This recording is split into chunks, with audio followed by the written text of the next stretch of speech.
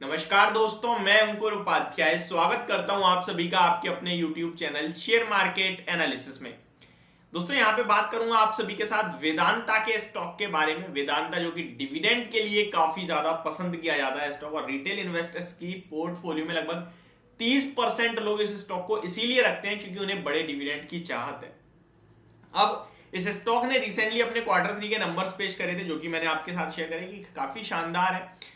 Profit decline हुआ है वो मत देखो, मार्केट की एक्सपेक्टेशन से काफी ज्यादा अच्छे नंबर आए थे, ये देखने के लिए आपसे बोला था। कंपनी ने 12.5 रुपए पर शेयर का डिविडेंड अनाउंस किया था और जिसकी रिकॉर्ड डेट 4 फरवरी की थी। 3 फरवरी एक्स डेट थी।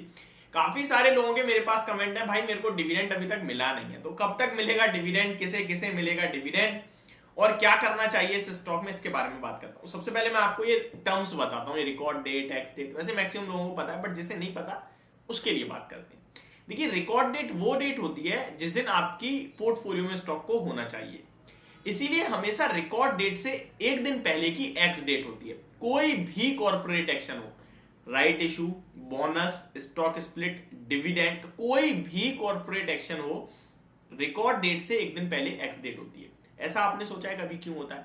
मैं आपको बताता हूं। फॉर एग्जाम्पल वेदांता को ही लेके चलते हैं।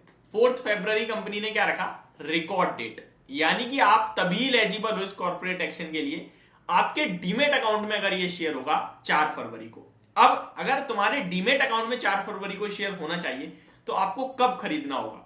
काफी सारे लोगों को नहीं पता है, मैं आपको बता दूं। आप कोई भी स्टॉक डिलीवरी में खरीदते हो, डिलीवरी मतलब कैश में, मींस कि अगर वेदांता का शेयर खरीद रहे हो आप तो आपको जो भाव है 330 का, तो 330 रुपए एक शेयर के लिए देने होंगे, ठीक है। और दूसरा सेगमेंट होता है एफएनओ फ्यूचर ऑप्शन, उसमें नहीं, डिलीवरी का मतलब होता है कैश में आपने 330 रुपए दिए, एक शेयर उठाया, ठीक है, जो भी प्राइस चल रहा है उतने रुपए दिए।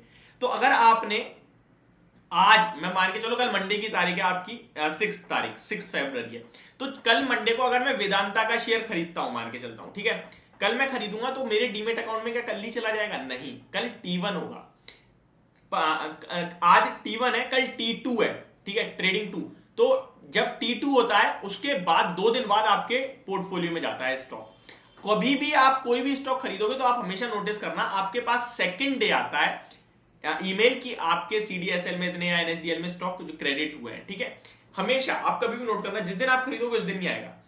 यही रीजन होता है। अब मान के चलो वेदांता का शेयर जिसने भी 3 फरवरी से पहले खरीदा है, यानी 2 फरवरी को अगर किसी ने खरीदा है तो 2 फरवरी हो गई उसके लिए T1, और 3 फरवरी यानी कि एक्स डेट हो गई T2, और 4 फरवरी को रिकॉर्ड डेट है और स्टॉक का जो स्टॉक है आपके पोर्टफोलियो में आ चुका है। तो पोर्टफोलियो वाले शेयर्स को ही हमेशा एलिजिबिलिटी होती है कि भाई हम आपके लिए एलिजिबल है कॉर्पोरेट एक्शन।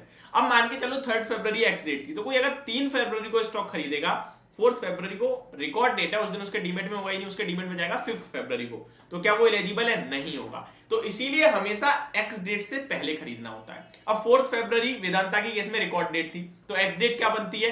3 फरवरी को। तो 3 फरवरी से पहले जो भी शेयर को खरीद रखा है या खरीदा होगा वो डिविडेंड के लिए एलिजिबल है। अब आता है थर्ड टर्म जिसे कहते हैं डिविडेंड क्रेडिट डेट, यानी कि पेमेंट डेट जिसे आप कह सकते हैं। तो ये पेमेंट आपकी बैंक अकाउंट में डायरेक्ट क्रेडिट होती है। कब होगी ये पेमेंट?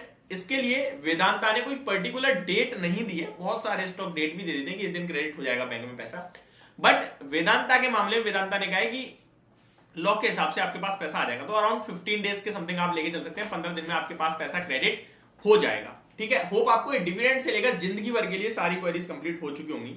अब आते हैं वेदांता के स्टॉक के प्राइस के ऊपर। तो वेदांता का शेयर देखें हम तो अराउंड 314 रुपीज के लेवल्स पे क्लोजिंग देता हुआ दिखाया आज के फ्राइडे के सेशन में। स्टॉक में नीचे में आपने 308 रुपीज के लेवल्स देखे थे, मार्केट की करेक्शन में ऊपर आ रहा है धीरे धीरे।